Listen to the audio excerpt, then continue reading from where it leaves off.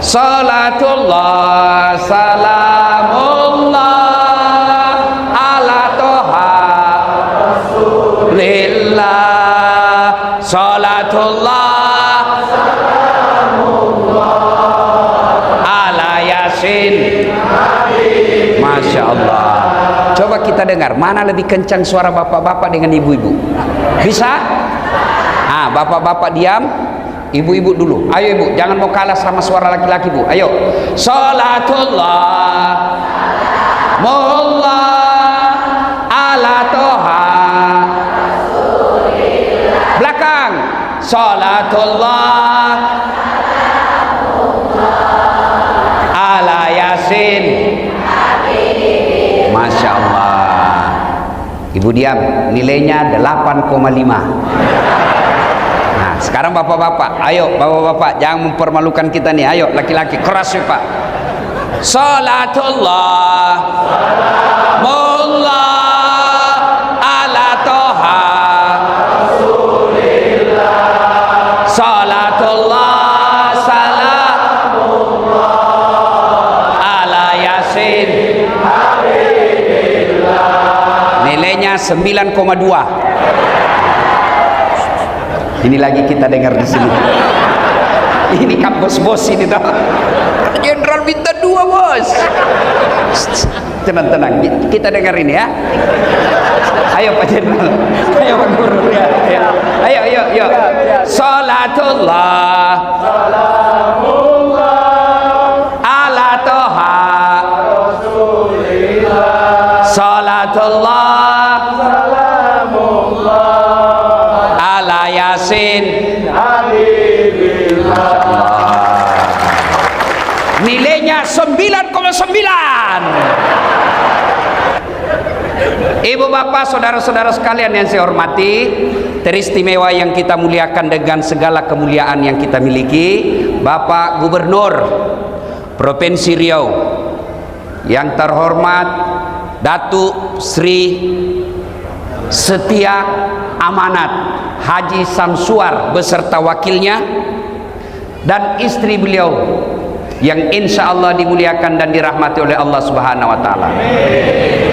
Polisi sahabat saya, Bapak Kapolda Irjen Pol Muhammad Iqbal yang juga hadir di tempat ini, dan seluruh aparat yang hadir di tempat ini. Bapak jangan sakwa sangka kepada polisi. Yang beredar berita selama sebulan ini itu kecil saja dari sekian banyak polisi baik di Indonesia. Saya keliling-keliling ceramah di depan-depan polisi, itu 0,001% saja polisi yang seperti itu di Indonesia. Masih banyak polisi baik yang ada di Indonesia.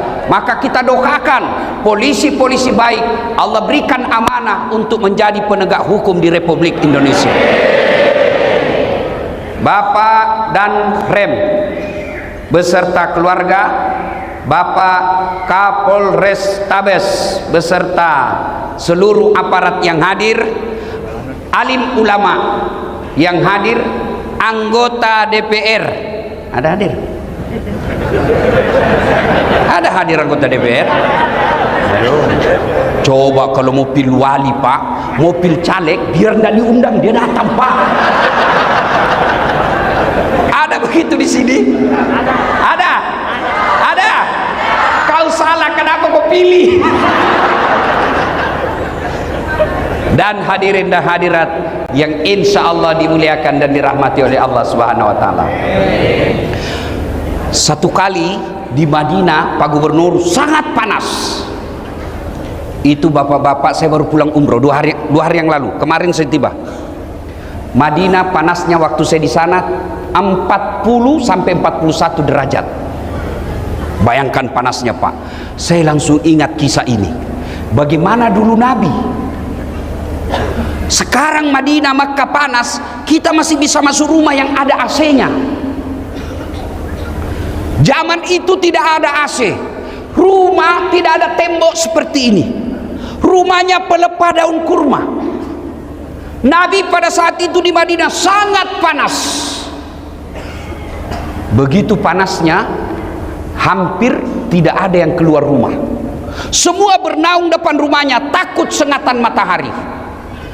Tiba-tiba keluar rumah seorang manusia, berlari-lari kecil. Kenapa lari-lari kecil? Panas. Saya memang langsung ingat ini cerita. Saya dari masjid hotel, dari hotel saya nginap, itu tidak sampai 100 meter ke Masjid Nabawi. Panasnya, saya pun lari-lari. Ini sahabat juga lari-lari. Ternyata menuju ke masjid, tak lain adalah Abu Bakar As-Siddiq. Selang beberapa saat, keluar lagi seorang manusia, juga berlari-lari kecil, takut juga sengatan matahari. Tak lain adalah Umar bin Khattab. Masuk ke masjid. Jangan bayangkan Masjid Nabawi seperti sekarang ya. Masuk masjid, Umar mengucapkan salam. Assalamualaikum warahmatullahi wabarakatuh. Ini salamnya orang Islam. Jangan kau reparasi, jangan kau permak-permak. Ini ada mahasiswa saya turun dari mobil, dia lihat saya langsung dia bilang, Ustadz, Assalamualaikum. Apalagi itu Assalamualaikum. Assalamualaikum. Ada juga aswabar. Apa aswabar? Assalamualaikum warahmatullahi wabarakatuh. Lain kalau WhatsApp, ya kan enak sekarang tuh WhatsApp. Kalau malas tulir Assalamualaikum warahmatullahi wabarakatuh panjang, ada stiker. Yang penting tidak usah ku ganti-ganti.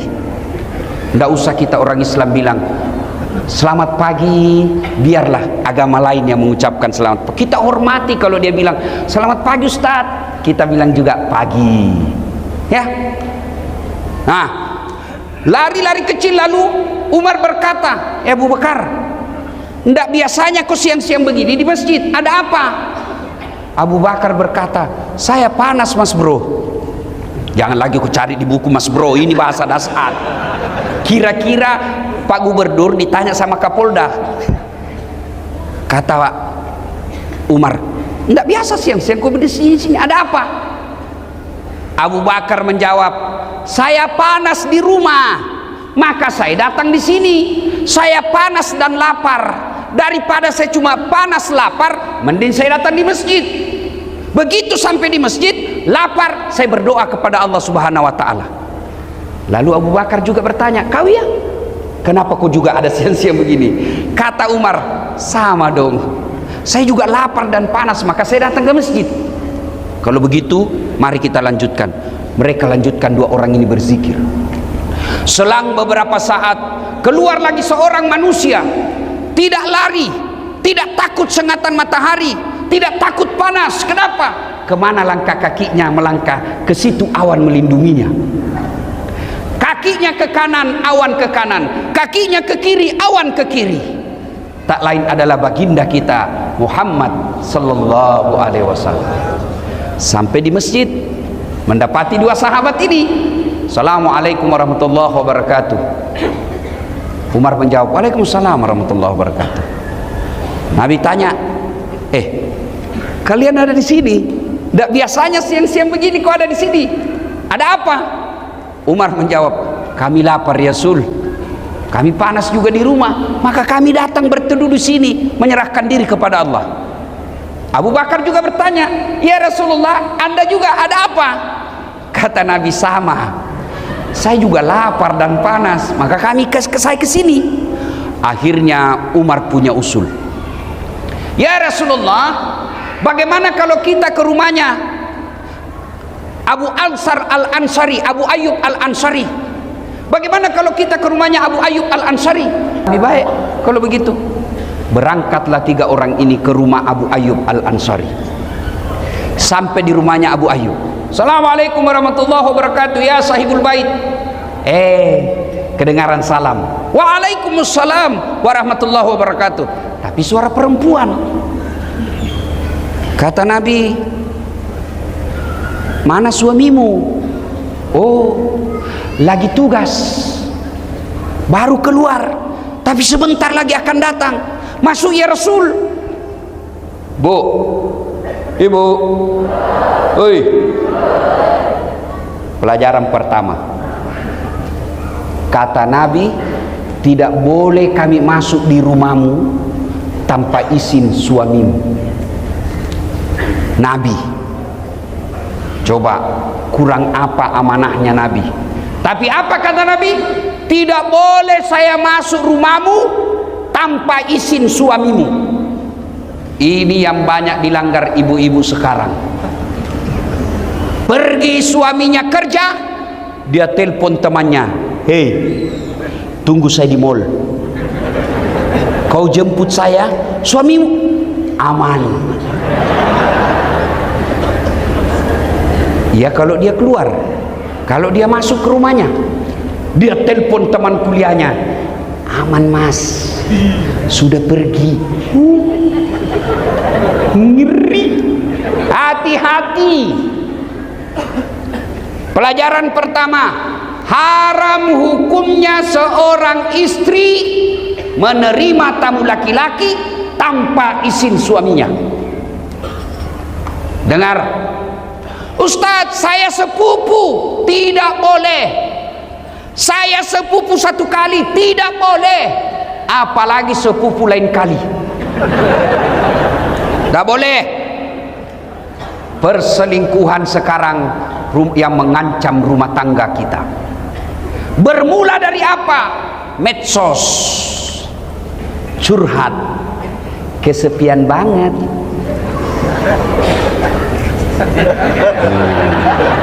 Hati-hati. Bu, suaminya seorang ASN, ditugaskan gubernur ke Jakarta pendidikan 1 minggu. Istrinya mulai update status, kesepian banget. Oh, langsung diseleding temannya, boleh juga tuh diganti. Berawal dari canda, maka jangan curhat di medsos. Bertengkar suami, jangan curhat di medsos. Ini rajin betul bermedsos. Baru bangun medsos. Bagus kalau statusnya doa. Bagus kalau statusnya amar ma'ruf nahi mungkar.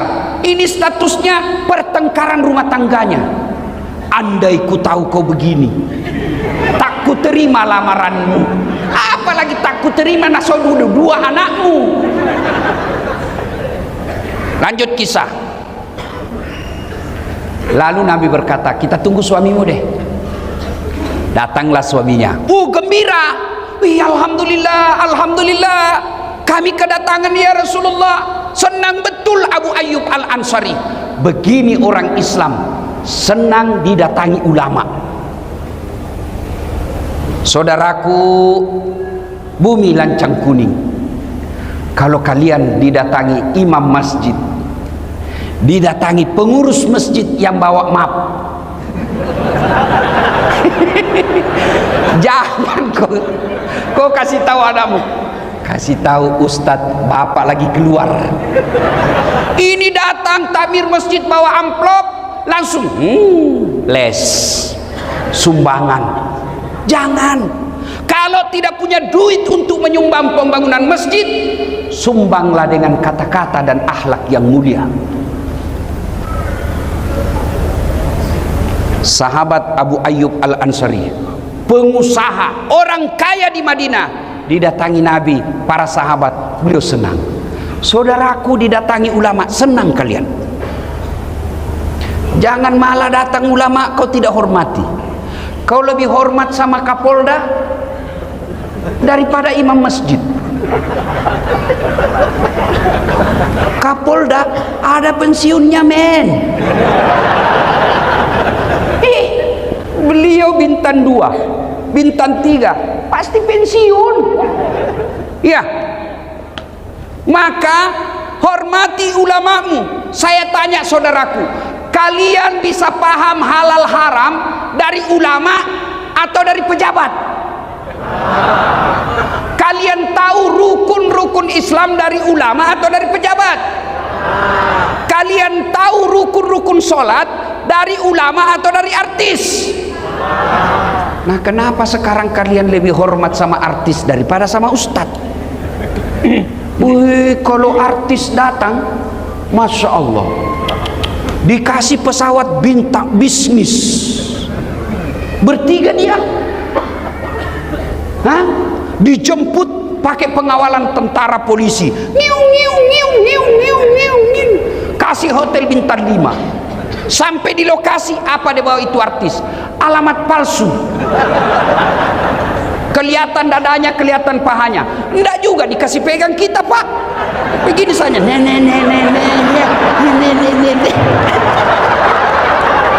Iya toh? Iya. Adalah Pak Kadis nonton. Sudah itu dikasih duit puluhan juta sampai 100 juta. Balik ke Jakarta, duitmu dipakai dugem, duitmu dipakai narkoba. Begitu kau muliakannya artis, begitu kau butuhkan penghafal Quran, kau jemput. Tidak, Grab. Jangan ketawa, saya serius ini.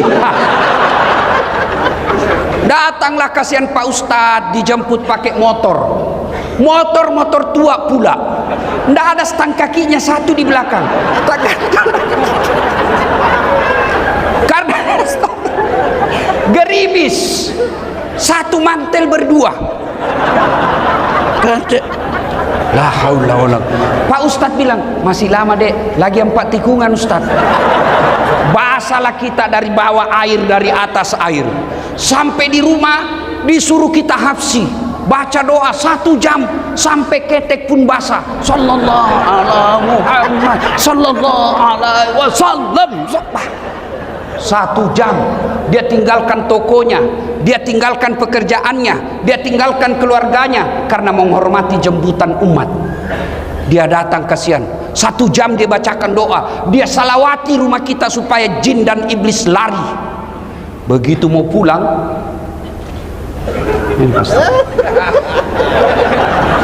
kenapa kau sembunyi? Nah, bukan uang korupsi ini.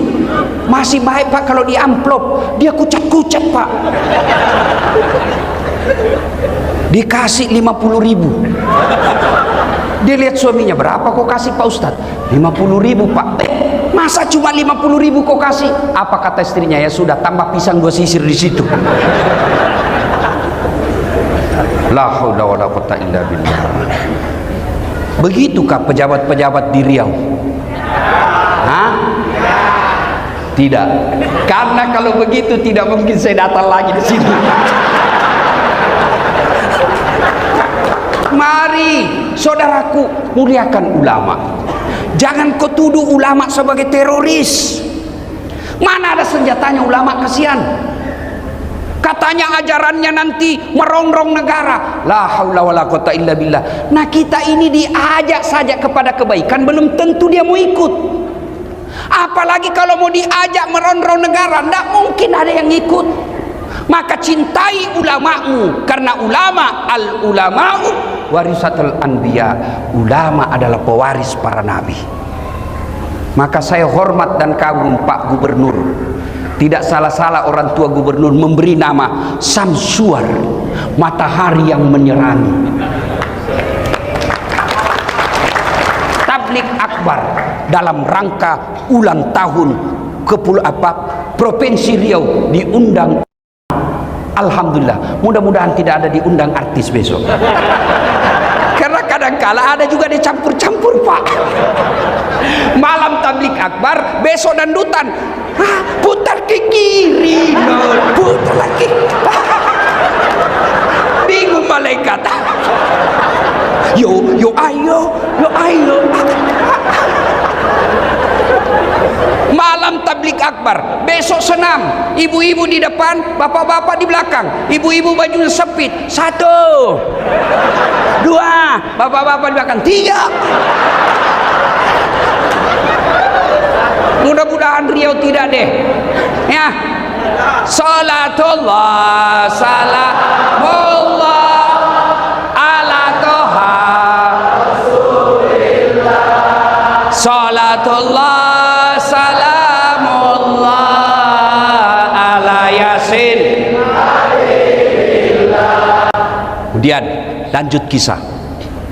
Abu Ayyub begitu senangnya didatangi Nabi. Lalu Abu Ayyub berkata, ada apa gerangan ya Rasulullah? Nabi menjawab, kami lapar di rumah, panas. Abu Bakar sama Umar bilang, kita ke rumahmu, kamu kan orang kaya. Senang dia Pak. Tenang ya Rasul, tenang. Abu Ayyub langsung masuk ke kebunnya, kurma. Dia tebang kurma, tidak tanggung-tanggung Pak. Dia ambil dengan pohonnya. Bukan kurmanya diambil Pak, pohonnya dia tebang, dia suruh bawa ke rumahnya. Nabi heran, apa ini Abu Ayyub? Nah kami cuma butuh buahnya. Kata Abu Ayyub, ya Rasulullah, kalau saya cuma bawa buahnya, saya tidak tahu mana yang Rasul senang. Kalau sekali saya bawa dengan pohonnya, silakan pilih. Ada muda, ada matang, ada setengah matang, ada matang, silakan ya Rasul. Begitu senangnya Abu Ayyub didatangi Nabi. Tidak puas sampai di situ, Abu Ayyub kemudian menyembeli kambing yang paling segar dan sehat, dipersembahkan kepada Nabi. Yang paling baik kambingnya diambil. Maka bersedekah, jangan nanti kau tidak suka baru kasih orang. Ini ibu-ibu biasa toh? Woi, bu, woi. Itu biasa ibu-ibu bersedekah sama tetangga, dia bilang, nak, bawakan ustadz di sebelah daripada basi.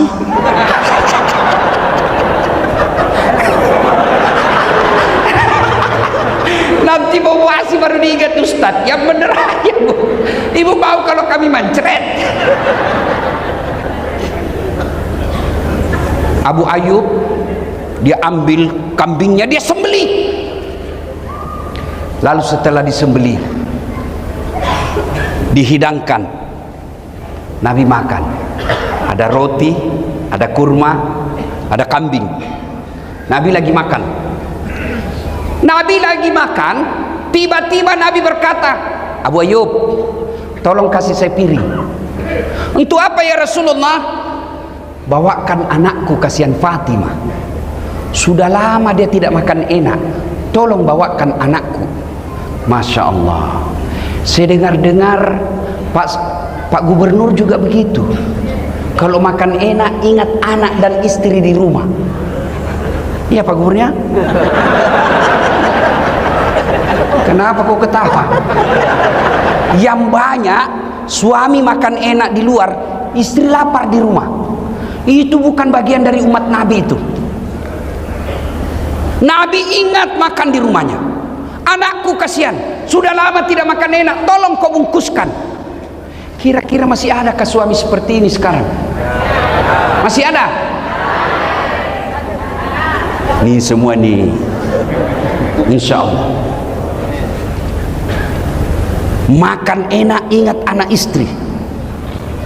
Lalu setelah itu Nabi mengambil semua sampel makanan. Beliau ambil daging, beliau ambil roti. Dia naikkan tangannya, kurang lebih seperti ini. Nah, Nabi begini. Lalu Nabi bersabda, saudara-saudara sekalian, tadi kita keluar rumah lapar. Tadi kita keluar rumah kosong perut. Tapi alhamdulillah, dengan izin Allah, dengan persaudaraan di antara kita, ada kaya, ada miskin, ada kenyang, ada lapar. Alhamdulillah, Allah persaudarakan kita. Tidak perlu keluar duit, kita sudah penyung. Tidak perlu beli, kita sudah ada isi perut. Lalu Nabi bersabda, ketahuilah saudara-saudara sekalian. Sampai Nabi 3 kali mengulangnya.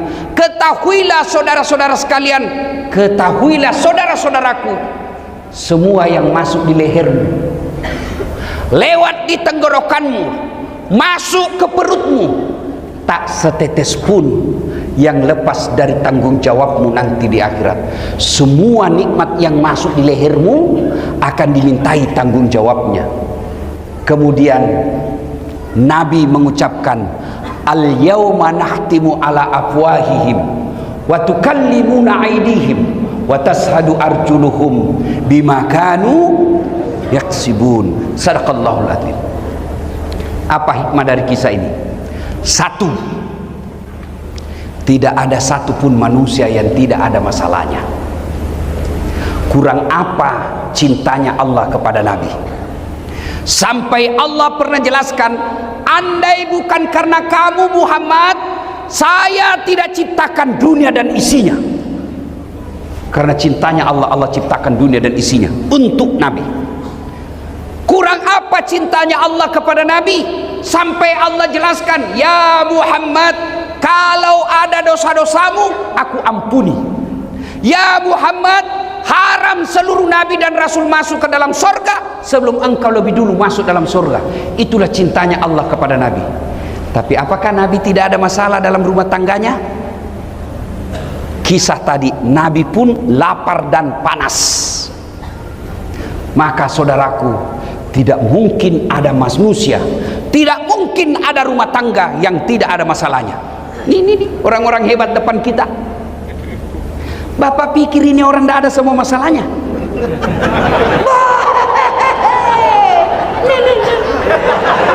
Pak Gubernur, masalah paling besar sekarang mau 2 periode.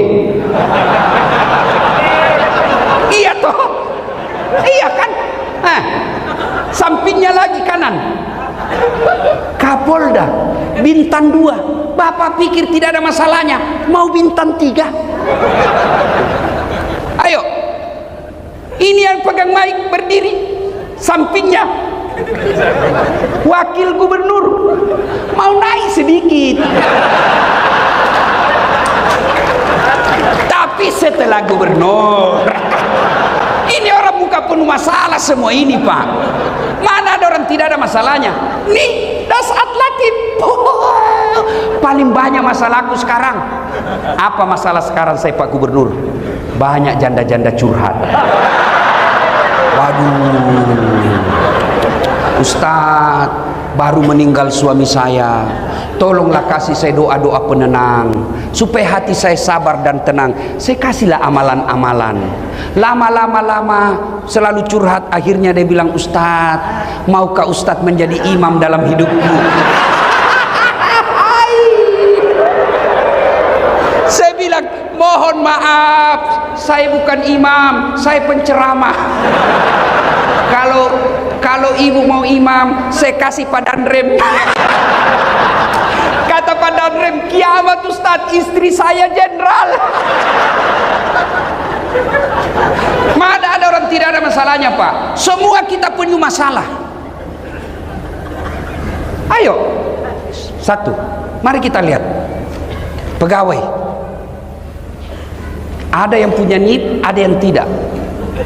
Yang punya NIP namanya pegawai negeri, yang tidak punya NIP namanya pegawai honor. 5 tahun PTT, pegawai tidak tetap. 5 tahun kemudian TTP, tetap tidak pegawai.